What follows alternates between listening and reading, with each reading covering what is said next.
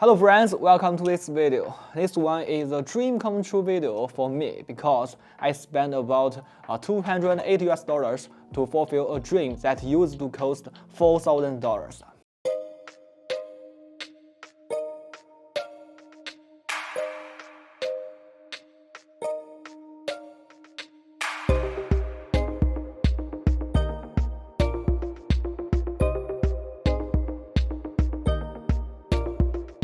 This is the Apple Mac Pro, still in its original box and packaging. Nowadays, the Apple desktops that people are familiar with are the smaller Mac Mini, Mac Studio, and the cheese grater like Mac Pro. But the Mac Pro we have today is actually the predecessor of today's cheese grater Mac Pro. It was once Apple's highest end product, both in terms of price and performance. It was first released in 2008, and up until now, only 3 versions have been made. This one, which we call the Trash Can Mac Pro, was made between 2013 and 2019. Its predecessors and successors are much larger, but this middle generation is actually smaller than today's A4iTX motherboards. In my opinion, this is the best designed Apple computer, both in terms of design, build, and aesthetics. The crazy part is now you can get it for just $280. Back in the day, even the base version cost at least $3,000. And the top versions went up to $10,000.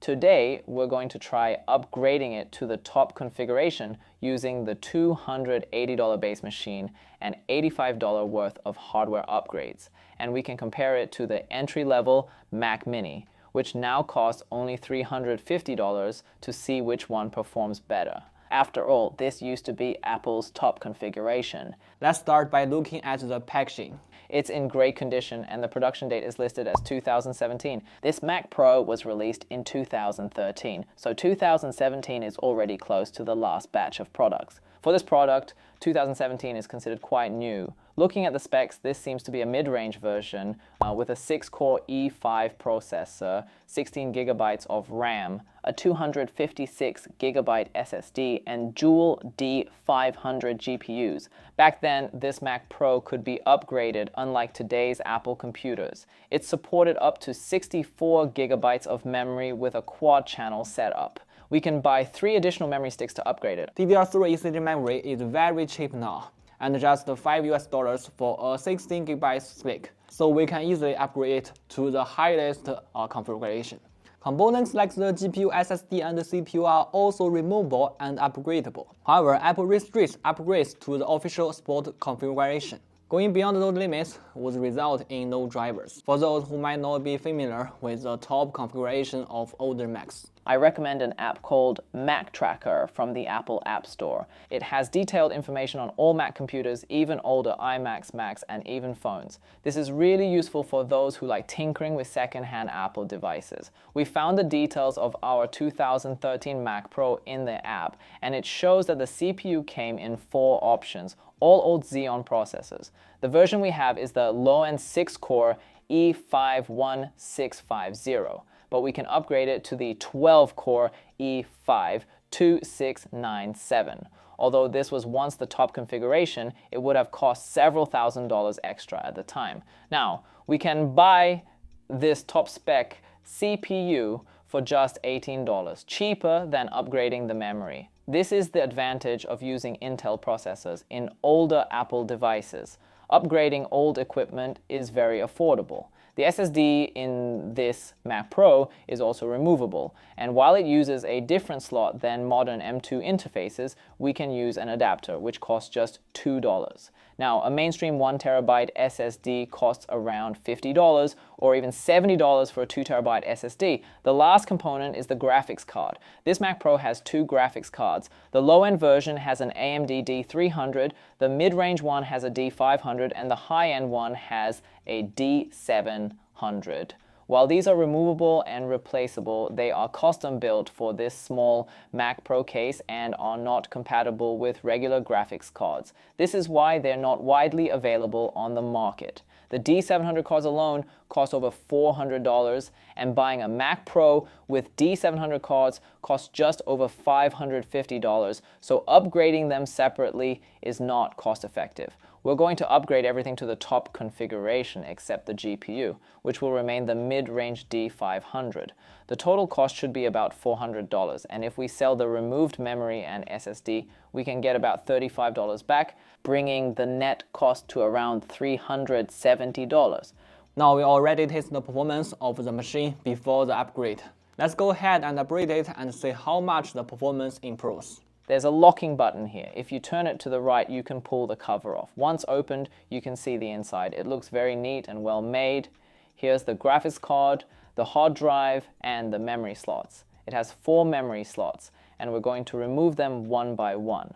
The memory is easy to remove, and it uses hexagonal screws. The SSD looks like the original one. Apple's original parts are usually black. Let's take off the top cover first. There's a ribbon cable attached to one side and another one connects to the Wi-Fi antenna. Next, we'll detach the base. I think cleaning out the dust will significantly improve performance. The base has 2 ribbon cables connected to the CPU and GPU boards. The ribbon cables are gold-plated, just like the CPU slots. After removing these, we can take the bottom plate out. There's a lot of dust inside and the air is full of dust particles. After removing it, we can see the I/O ports at the back and the power supply module, which takes up a lot of space. The CPU board is also visible, and you can see the thermal paste is completely dry. This is the heat module, which is shared between the GPU and CPU. These are the 2 D500 graphics cards. One has a blank back, while the other has a hard drive slot. There's an intake at the bottom, an exhaust at the top, and a fan. Now, we're going to clean and reconfigure it. We cleaned off the dust, replaced the thermal paste on the graphics card and the heat module, and cleaned the dust in the middle.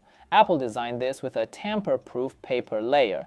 If you try to open it, it will break. Now that we've cleaned it, we're going to install the new 12-core CPU. We'll also clean the bottom board, which is very dirty. After blowing the dust away, we'll do a final sweep.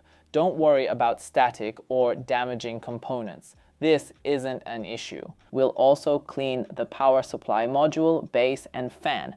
And now it's much cleaner, but it still needs a final sweep before we reassemble it. Once everything is clean, we'll start reassembling it. We'll first put the bottom plate back, then attach the base and reconnect the ribbon cables. Finally, we'll insert the 4 memory sticks, lock it back up, and the upgrade is done. Let's see if it powers on successfully. We found a comparison device, the current Mac Mini M2 with 8GB of RAM and 256GB SSD, which sells for $350. After all, this was the top configuration back in the day, so it should still be able to outperform today's entry-level Mac Mini, right? Let's take 3 seconds and you can guess in the comments which one has better performance. First, let's look at the CPU benchmark. After upgrading to the high-end E52697V2, we were surprised to find that the single-core score actually dropped, but the multi-core score improved by 50%. Some of you might not understand why a high-end CPU didn't outperform a low-end one.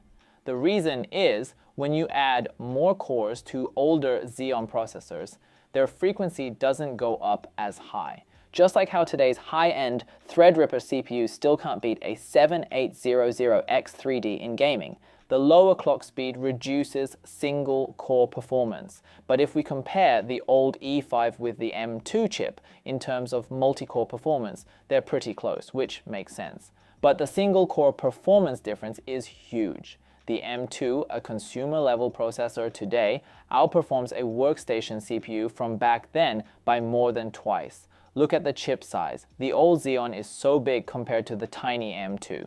It's amazing to see how fast technology advances, mainly due to the difference in chip manufacturing process. The old Xeon is built on a 22 nanometer process, while the M2 is 5 nanometers. As for the GPU performance, we didn't upgrade the D500 to D700, we only cleaned the dust and replaced the thermal paste, so there was no improvement in performance. But let's see if the 2 old AMD discrete GPUs are better than the M2's integrated GPU. The answer is no. The gap is even larger than expected. Whether it's Metal or OpenCL, the performance gap is around 30%. This is far more than I imagined. How does it feel in real-world use? We tested Shadow of the Tomb Raider on macOS at 1080p with high settings. The M2 ran at 36 frames per second, while the old Mac Pro only managed 28 frames per second, a 28% difference. Even after upgrading the CPU and cleaning, there was no performance boost. For video editing, we exported a 4K video with Final Cut. The export time did improve a bit, but it still lagged behind the M2 Mac Mini. It's clear that this old Mac Pro can't compete with today's M series chips in gaming or productivity. However, this old Mac Pro isn't completely useless. Back when Apple used Intel chips, it could run Windows perfectly via Boot Camp, which the M series Macs can't do. We installed Windows to test it, and surprisingly, the benchmark scores were higher in Windows than in macOS. We also tested the GPU in 3D Mark, but it's hard to compare because my oldest data is from the 1050 Ti, which is twice as powerful as this old GPU. In the end, the old Mac Pro cannot match the M2 Mac Mini in gaming or productivity. But if you are just looking for a beautiful office computer with no high performance needs, it's still a decent option. Plus, you can run Windows on it. Its design is still great, and it's much more stylish than its price suggests. But for those looking for a high performance, you can go for an even older Mac Pro with dual CPUs and better GPU support. Yeah, it's this one. So stay tuned for the next video where we will upgrade that Mac Pro for higher performance. See you next time, bye!